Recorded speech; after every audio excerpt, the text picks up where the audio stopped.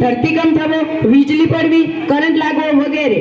જ્યારે આ બધી કુદરતી આપત્તિઓ આવી પડે છે ત્યારે આપણે તેનાથી કેવી રીતે બચી શકીએ?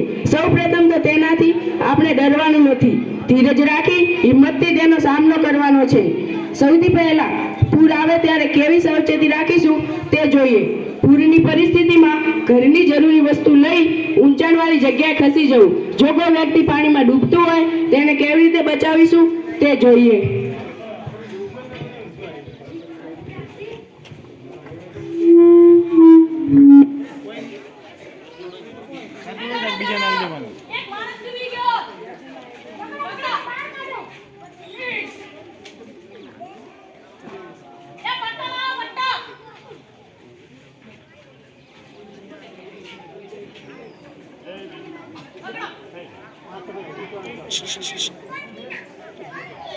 हाँ हाँ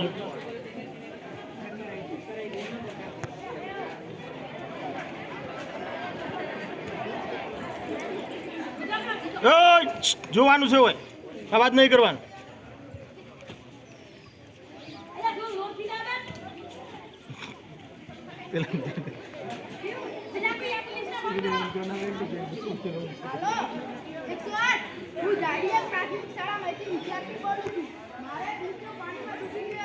તમે જલ્દી આવો.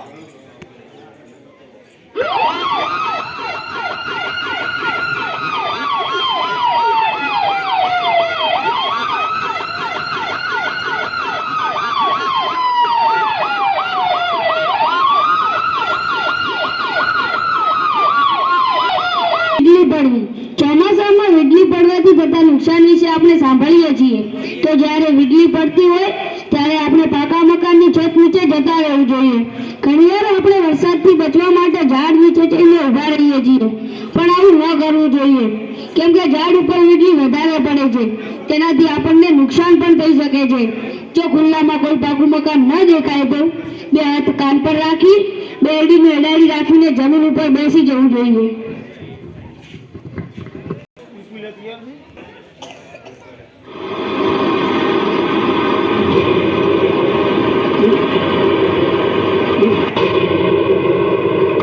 बस गए खेत में ऐसे मौसम में श्यामलाल चाचा ने पेड़ की शरण ली. घायल हो जाओगे पेड़ पर गिरी अगर बिजली. तो सर छुपाने की जगह ना मिले तो क्या करे? सर छुपाने के लिए मजबूत जगह ढूंढो. कुछ ना अगर दिखे तो बन जाओ उड़ू, बन जाओ उड़ू. बादल की गरज सुनाई दे और आसपास कोई मजबूत छत वाली जगह न दिखाई दे तो तुरंत कान पर हाथ रखकर और एड़ियों को जोड़कर बैठ जाएं और ध्यान रखें एड़ियां जुड़ी हुई हों. बिजली का खतरा ऊंचे पेड़, बिजली के खंभों, तारों और पानी में ज्यादा होता है, इसलिए इन सब से दूर रहें.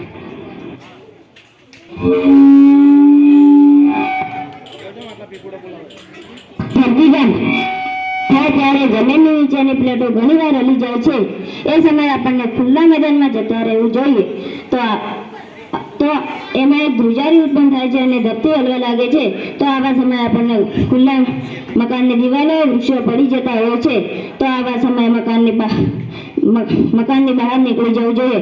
વીજળીના થાંભલા, વૃક્ષોથી દૂર રહેવું જોઈએ. અને જો ઘરમાં છીએ તો ઘરની દિવાલના ખૂણામાં બેસી જવું જોઈએ અથવા તો ટેબલ જેવી વસ્તુના નીચે બેસી જવું જોઈએ.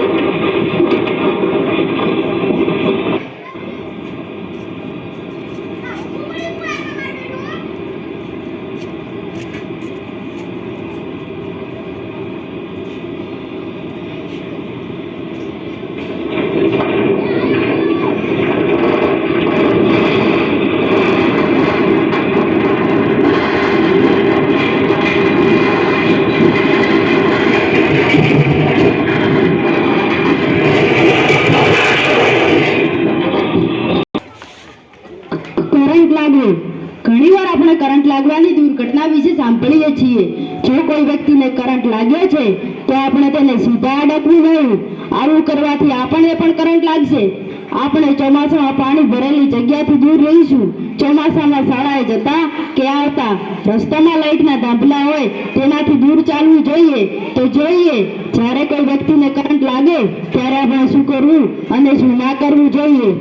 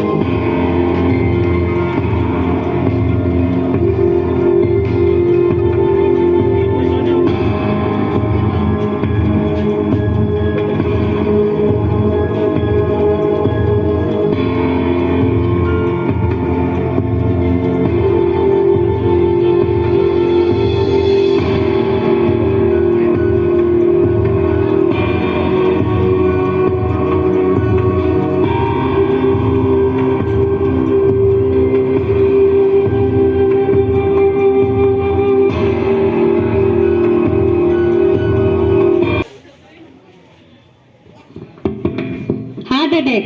અવારનવાર આપણે હાર્ટ એટેક આવવાના કિસ્સા સાંભળીએ છીએ. આજના જમાનાના ખોરાક અને બેઠાડા જીવનને લીધે આવા કિસ્સાઓ વધી રહ્યા છે.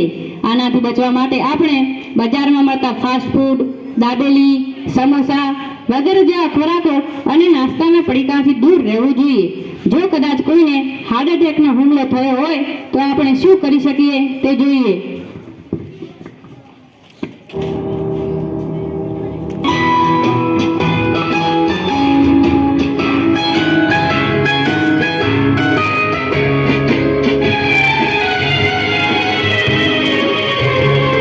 मिला दोनों हाथों की ये उंगलियां, बीच सीने के रखूं हथेलियां. मिला दोनों हाथों की ये उंगलियां, बीच सीने के रखूं हथेलियां. दबाओ सीना जोर से बार बार, 1 मिनट में 100 से 120 बार. कि देखो सीना ऊपर आए हर बार. जीवन संजीवनी दया.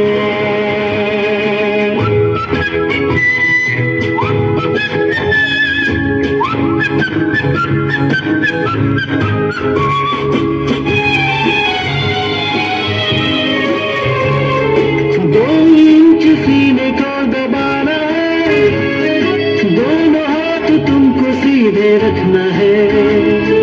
2 इंच सीने को दबाना है, दोनों हाथ तुमको सीधे रखना है.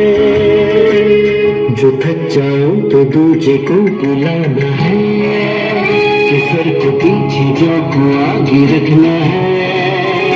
रखना खुद पे और खुदा पे एतबार.